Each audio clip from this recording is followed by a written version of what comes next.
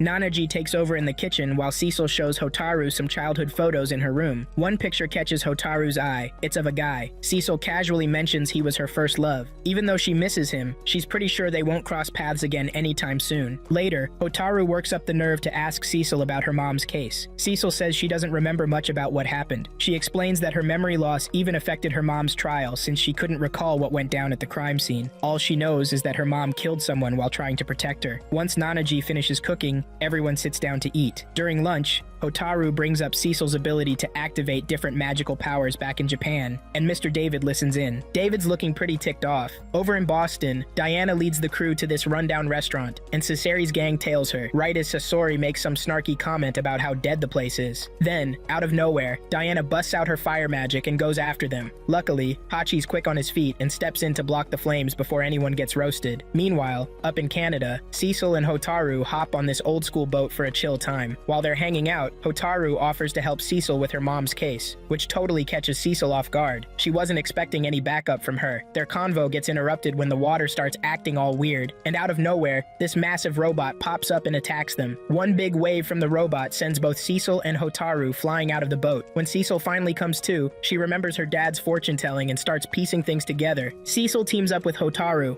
and they start firing off long-range attacks at the robot, but they're barely scratching it. Back in Boston, Diana's trying to take Hachi's team out of the picture so they won't mess with her plans. Hachi starts to figure out that Diana's somehow connected to Mayu, but he can't quite put the puzzle together yet. He switches to offense to protect his crew from Diana's flames. He manages to hold his ground for a bit, but he's running out of steam since no one's really backing him up. Even so, he bounces back and lands a serious hit on Diana, but it's not enough to take her down. When the smoke clears, Diana drops a bombshell. She set up Cecil's trip to Canada so she'd be out of her way. That's when it clicks for Hachi. Cecil's in serious danger right now. Over at David's place, Hotaru's lying on the ground, totally wiped out after getting wrecked by the giant robot. Cecil sees this and tries to fire up her magic, but her dad suddenly shows up and tells her to stop. Right then, a flaming projectile crashes into Cecil's childhood home, blowing the place up. Furious, Cecil ignores her dad's warning, powers up her magic, and pulls metal from blocks away to build her own giant robot. The fight kicks off, and Cecil doesn't hold back. She dodges the enemy's attacks like a pro and throws down some brutal hits. She completely wrecks the robot and rips open the cockpit to see who's behind the controls. Turns out, it's Kaede, the same girl Cecil helped out just the day before. Hotaru's floored, trying to figure out why Kaede would do something like this. When they ask her, Kaede spills that Cecil prosecuted her dad, who's tied to the No-Face criminal organization. Kaede tries to guilt-trip Cecil, making her feel bad for going after her dad. It almost works, but then Kaede lets slip that some guy promised to shorten her dad's sentence if she could force Cecil to unleash her hidden magic. Hotaru brings up that this might connect to Megumi's trial, so Cecil presses Kaede for answers about who's behind it all. At the same time, Diana starts to talk about the person pulling the strings, but suddenly disintegrates into dust, along with Kaede, before she can spill the truth. Looks like Moyo might be involved since she suspiciously teleports back to her job in Canada, totally unaware that Kuba and Shibuki were spying on her from the woods. Over in Japan, Shizumu meets up with Makusu to report on Diana and Kaede. Makusu's not thrilled with how things are going and tells Shizumu to pick up the pace because they're running out of time. He smirks when Cecil comes up. He's got plans to use her power to achieve his ultimate goal. The next day, Cecil lands in Japan and goes straight to see her mom. She hands Megumi a half-burnt family photo, feeling guilty that she couldn't protect their home. Megumi comforts her and smiles at the magical flowers blooming from the picture. 6 years ago, Megumi stood in court to defend herself against accusations that she deliberately killed a police inspector. Back then, she said Inspector Aiba accidentally shot her daughter while chasing down some criminals. When she tried to take her daughter Cecil to the hospital, Aiba stopped her and tried to kill her because he didn't want to lose his job as a cop. The prosecutor called Megumi's story a lie, saying she had no proof. He even claimed Megumi attacked the cop out of revenge for her injured daughter. Cecil was crushed, and even Megumi's lawyer couldn't defend her. In the end, Megumi was sentenced to death,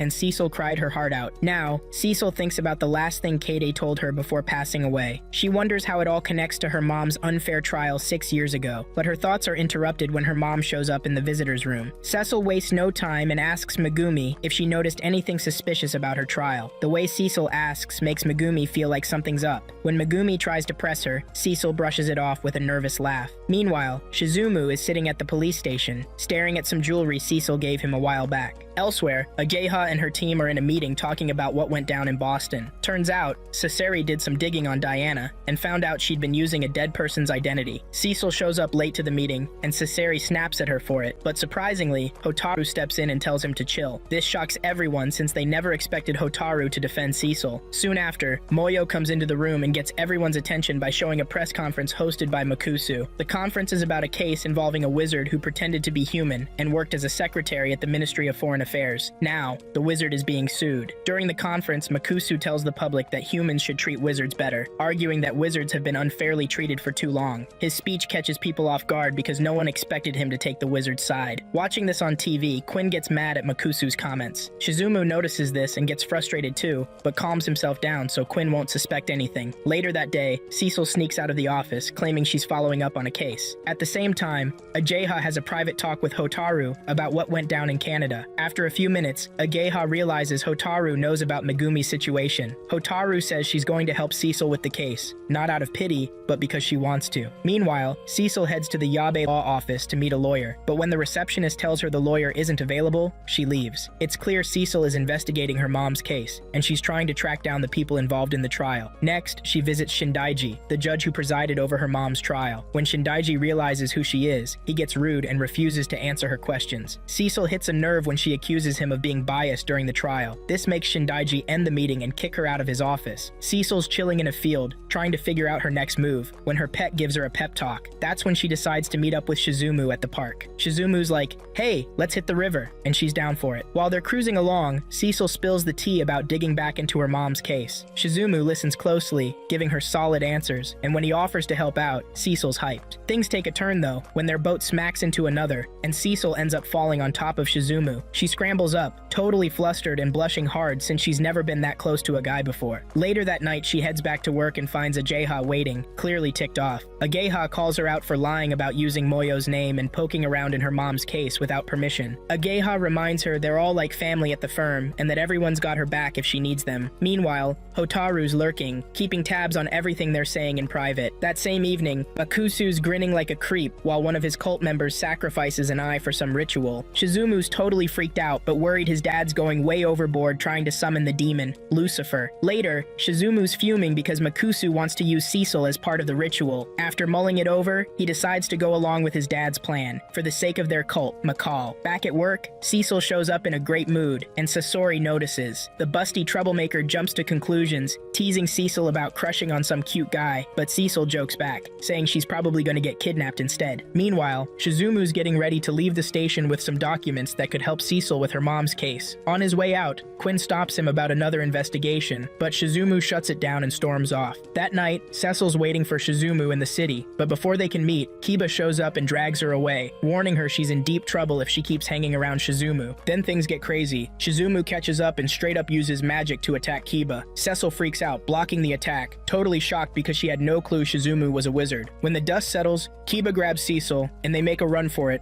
finally stopping in a quiet alley. That's when Kiba drops a bombshell. Cecil's being hunted, and the wildest part, she actually died 6 years ago. The chase is on as Shizumu spots Cecil and Kiba bolting around a corner. He tries to pull the "I'm a cop" card to convince people nearby that Kiba's a kidnapper, but his plan totally flops, and Kiba kicks it into high gear. Cecil suddenly stops and refuses to keep running unless Kiba shows him proof to back up his story. That little pause gives Shizumu the chance to launch a magical attack at Kiba, but Kiba's quick on his feet and dodges it. The two wizards start going at it, throwing magic back and forth, but Kiba holds Shizumu off just long enough to grab Cecil and make a run for it. As they're escaping, Shizumu catches up and hits Kiba with a long-range attack that throws him off balance. Just when things are about to go south, Moyo shows up and uses her powers to save Cecil from Shizumu. The next day, Shizumu calls his dad to report that he botched the mission to capture Cecil. He blames Kiba, who Makusu confirms is part of a rival wizard group called Labone, for messing everything up. Makusu reminds Shizumu that they need Cecil ASAP for their summoning ritual to work. Meanwhile, Moyo is hanging out with Cecil at a construction site. Elsewhere, Nanaji is with the Council of Pets, stressing out about where his mistress is. At one point, he imagines Cecil and Shizumu in bed together, but his buddies quickly snap him out of it. On the flip side, Sasori loses it when he hears Kiba's been arrested. Ageha chimes in, saying Kiba thinks the cops are up to something bigger. Over at the police station, Kiba's in a heated argument with Shizumu. He's trying to use Shizumu's secret as leverage to get out, but Shizumu's got other plans. After their face-off, Shizumu meets up with Quinn and tries to talk her into charging Kiba with human trafficking. Even though he makes some decent points, Quinn starts to feel like there's more to this story. Not long after, Ageha shows up at the station and is fuming when she finds out she can't see her client. She runs into Quinn, who promises to check things out, but Ageha is floored when Quinn drops the bomb that Cecil might be missing. Meanwhile, Cecil opens up to Moyo about what Kiba told him the night before. He's confused about why he was brought back to life in the first place and is feeling the pressure from all the attention on his powers. He has a bit of a meltdown, overwhelmed by everything, but gets serious when Moyo starts asking pointed questions about his death experience. Things calm down when Moyo gets a call from Ageha, who confirms that Cecil is safe. Later that afternoon, Shizumu and Quinn lead a squad of cops to raid the Shark Knight's legal office to search the place. One of the workers at the firm gets super mad and almost throws hands, but a coworker steps in to stop him. When Shibuki finds out about this, he plays along like he's cool with it, but then he jumps out a window to avoid getting busted. Shizumu chases him right away and even fires a few shots, but he can't take him down. As Shibuki escapes, Quinn shows up and goes off on Shizumu for breaking the rules. She punches him in the face and demands answers, but she quickly learns the hard way that Shizumu's got magic powers. He beats her up, tosses her to the ground, and leaves her for dead in the street because she's getting too close to the truth. Cecil says sorry to everyone for making them worry, but deep down, she's nervous about all the stuff she doesn't know about her mom's case. Meanwhile, Judge Shindaiji is in a private meeting with Makusu and some other bigwigs tied to Megumi's case. Shindaiji mentions that Cecil came to see him about her mom and says he's worried she might be onto something. Makusu, on the other hand, is feeling pretty confident that his plans are going to work out just fine. The others in the room thank Makusu for helping them climb the ladder, all because they've stayed loyal to him. Back at the Butterfly legal office, Hachi starts piecing things together and realizes Kiba's arrest has something to do with Cecil. Even Sasori is wondering why the cops would go so far as to search Kiba's company. With all this in mind, Ageha starts questioning who's really running the show behind the scenes. Sasori uses her powers to take a peek into the future, and what she sees leaves everyone in the room stunned. At sunset, Shizumu has a private meeting with his dad, who orders him to search the Butterfly legal office. Out of curiosity, Shizumu asks what'll happen to Cecil's body when Lucifer's soul takes over, and his dad says she won't be human anymore. This completely throws Shizumu off, but he hides his reaction and leaves. That night, as Professor Shindaiji is wrapping up work in his office, Makusu comes in and shoots him in the heart. Meanwhile, Cecil gets a text from Shibuki telling her to meet him at a park so he can spill the truth. Cecil sneaks out and finds Shibuki in a hidden part of the city. There, Shibuki tells her that Shark Knight is an organization created to protect her. Cecil is totally floored by this, but Shibuki keeps going, explaining that there are two wizard factions, Labone and Makal. Labone wants to live peacefully with humans, but Makal wants to dominate and enslave them. The two sides have been at war for ages, but things calmed down a bit when humans created the Magic Use Act. However, Makal is secretly trying to gain more power by using a special wizard that only shows up once in a century. That wizard is Cecil, and this news leaves her completely stunned. Hearing this, Cecil starts thinking about everything that's happened to her and how it all triggered her powers. She realizes all the attacks on her were set up to make her powers stronger. Then, Shibuki drops another bombshell. Shizumu is part of the Makal cult. Cecil is in disbelief, reflecting on her past with Shizumu and struggling to accept that he could be the enemy too. The meeting ends as Hachi, Hotaru, and Moyo show up looking for Cecil. Before disappearing into the shadows, Shibuki warns Cecil to keep an eye on Moyo. Hachi is super mad that Cecil left the office, knowing full well she's a target. When they ask why she did it, Cecil explains that Shibuki wanted to meet her to tell her what's really going on. Elsewhere, Shizumu is by himself, thinking about what will happen to Cecil when Lucifer's soul merges with her. He ends up calling his crew and orders them to get a kill squad ready for a search and raid mission. Later that night, Shizumu busts into the Butterfly legal office with a kill squad, demanding they hand over Cecil. Even with guns aimed at her, Ageha refuses to give up Cecil's location, so Shizumu orders his team to arrest everyone in the office. Right then,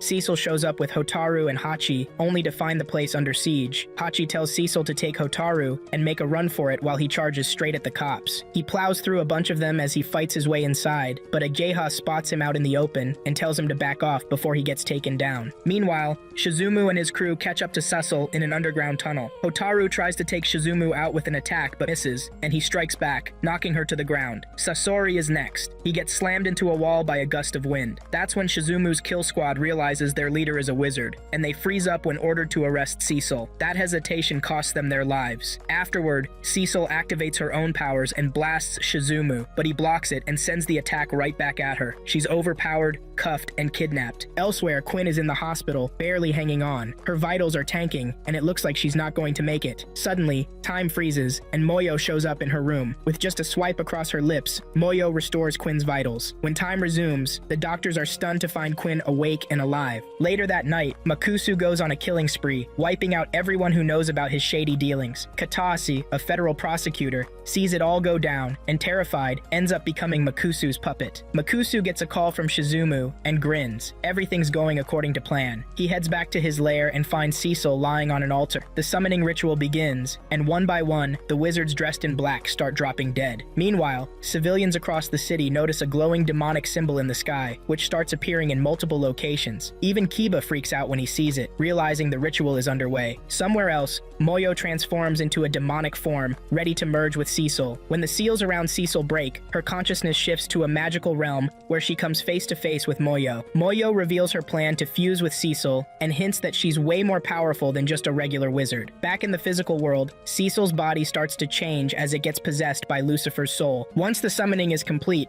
Makusu tries to assert control over Cecil, but Lucifer, speaking through Cecil, drops a bombshell. She's been in the world for 6 years. Apparently, Makusu's powers brought Cecil to life, which allowed Lucifer to enter the physical realm. Makusu is furious, desperate to gain control, but Lucifer decides to gift him her powers anyway because she's taken a liking to Cecil. With that, Lucifer's consciousness fades, and the ritual ends. Shizumu, who's been there the whole time, catches Cecil and the grimoire as they fall. An explosion rocks the area, grabbing the city's attention. Once the smoke clears, Cecil wakes up to find herself in Shizumu's arms. Shizumu feels guilty for what he put her through, but before he can explain himself, he gets shot in the chest. Cecil realizes at that moment that Makusu is the one pulling all the strings. Shizumu tries to get back up, but he gets shot again and drops dead. Even after that, Makusu, angry that Lucifer chose Cecil over him, tries to take her out. He fires bullets at her, but they stop midair and melt into molten metal. Furious, the two wizards activate their powers and summon metal from the city to build massive robots. They hop onto their robots and start an intense battle. Cecil takes to the skies, trying to move the fight away from the city to avoid wrecking it, but Makusu is laser focused on taking her down. Meanwhile, Moyo, aka Lucifer, watches from afar and cheers for Cecil. Cecil struggles to keep up with Makusu's relentless attacks and eventually gets overpowered. She manages to dodge one of his strikes by flying away, but Makusu chases her, firing fast projectiles. Cecil dodges the shots but falls into a trap Makusu set, getting caught in a chokehold. Thinking fast, she uses her robot's tail to knock Makusu off balance and escapes back into the sky. Makusu recovers quickly and catches up to her in no time, but Cecil's Cecil's luck runs out. Her robot starts freezing as they leave Earth's atmosphere. Makusu's robot seems to be holding up fine, and he's feeling cocky about winning. But suddenly, his robot starts falling apart, and he plummets toward the ground. Cecil notices and turns back to save him. In the process, her robot also breaks apart, and she starts falling too. As she speeds toward the ground, she wonders if this is how it all ends. Out of nowhere, glowing wings appear on her back, and she uses them to regain control of her fall. She even manages to save Makusu, deciding to keep him alive so he can testify in court and clear her mom's name. Meanwhile, Quinn wakes up that morning and freaks out when she finds out Shizumu is dead. Cecil calls her dad, who reveals something shocking that happened to her 6 years ago. After the call, Cecil visits her mom in prison, feeling bad for everything her mom has been through. She promises her mom that she'll get a retrial once Makusu confesses at his impeachment hearing. But then, Cecil finds out her dad had unknowingly agreed to Makusu's summoning magic, not realizing it was a trap. Later, Cecil gets a call from Ajeha, who tells her that Makusu wants her to represent him at his impeachment hearing. Later that morning, Ajeha gets her crew together to talk about Cecil's situation. She's stressing because Cecil's caught up in the case, but Makusu still wants her to defend him at his impeachment hearing. Even Kamakiri's all mixed up about the case, but he's sure Makusu's got something sneaky up his sleeve. Hotaru shows up and breaks the awkward silence, saying Cecil should at least meet her client face to face. Ageha's on board with Hotaru's idea and even suggests she tag along with Cecil for the case. When Cecil and Ajeha hit the station, Makusu asks to talk to Cecil one-on-one. While they're alone, Makusu drops an apology for what he did to her. He promises to spill the whole truth in the high court, including why he's kept quiet all this time. Cecil's shocked, but also kind of relieved. Makusu claims Megumi used her magic to protect Cecil and didn't kill Inspector Oda. Cecil asks him to back it up with proof, but he dodges the question, saying he wants to make things right himself. That leaves Cecil with no evidence to connect him to her mom's case. Later, Cecil fills her team in on what went down at the station. Even though Makusu says he'll confess, Cecil's determined to dig up solid evidence to make sure she doesn't mess up the trial. Ageha and the team back her up, promising to help out when needed. Flashback to 6 years ago, when Cecil got shot, she actually died on the way to the hospital. That's when Makusu met Mr. David and took advantage of the situation, convincing him to agree to some summoning ritual. Turns out, it was a setup. Makusu's real plan was to use the ritual to snag Lucifer's powers for himself. This whole mess is also why Cecil lost a bunch of her memories when she came back to life. Afterward, David sent Cecil all these hair accessories as gifts, but they were actually meant to keep her powers locked up. Now in the present, Cecil pieces it all together and realizes she's got to uncover the truth. The next day, she shows up at Makusu's preliminary hearing and is floored to see Katasa as the federal prosecutor. Katasa is the same guy who handled her mom's trial 6 years ago. During the hearing, Katasa pushes to drop some of the charges against Makusu, saying he's done a lot as a judge. Hotaru's not having it and argues against it, but the judge sides with Katasa because of Makusu's influence in the legal world. Later, Ajeha and Saseri are in the office, and Ageha starts suspecting that Makusu might not come clean during the trial. Bracing for the worst, she starts planning to make sure justice is served. That afternoon, Cecil meets up with Kiba and Shibumi, asking if they've got anything linking Katasa and Makusu. Unfortunately, they've got nothing, and Cecil's left stressing. When she mentions needing evidence against Makusu, Kiba brings up something called Grimoire 365,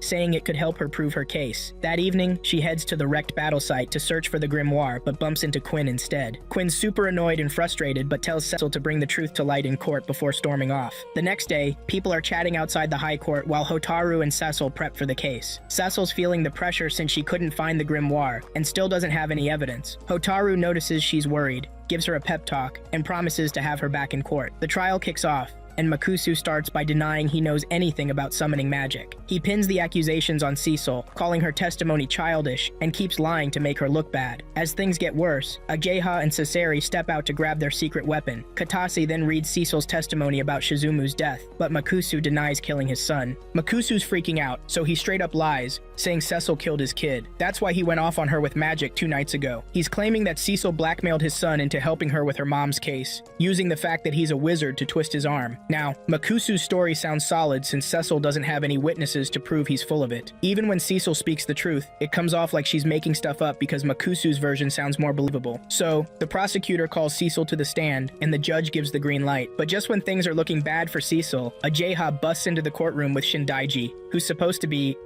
dead, except he's alive and kicking. Seeing Shindaiji stroll in freaks Makusu out big time because he thought he took him out for good. Katase tries to block Shindaiji from testifying, but the judge isn't having having it. Once Shindaiji gets to the stand, he spills all the tea about how Makusu made him do shady stuff, starting with Megumi's case. Shindaiji explains that the whole thing was rigged to make Megumi look guilty. He even says Makusu tried to kill him, but Katase jumps in, saying Shindaiji's claims aren't objective. Makusu, of course, denies everything and keeps lying to mess with Cecil's side of the case. For a while, it looks like Makusu's plan is working, but then Cecil remembers something Shizumu did before he died. Back then, Shizumu gave her some jewelry and told her to hold on to it. Cecil pulls out the jewelry and bam, it transforms into Grimoire 365. Makusu's jaw practically hits the floor when he sees the grimoire because he knows he's screwed. He loses it and starts trashing the courtroom with magic, putting everyone in danger. The judge, seeing the chaos, gives Cecil the go-ahead to use her magic to take him down. Cecil hits Makusu with one powerful attack, sending him flying through the air and crashing to the ground. Before he can get back up, the judge slams his gavel and activates some kind of magic field to lock Makusu up. As Makusu thrashes around, he's hit with the cold reality that someone like him is actually getting thrown in prison. When it's all over, the judge gives Cecil props for how she handled things, saying she's really grown. Outside the courtroom, Cecil finds out from her team that Sasori had predicted Shindaiji's death and made sure it didn't happen. Cecil's so happy she jumps to hug Hotaru, which makes Moyo super jealous. Back at the Butter legal office, it's business as usual, and Cecil's fired up as she prepares for her mom's retrial. One day, while hanging out with Moyo,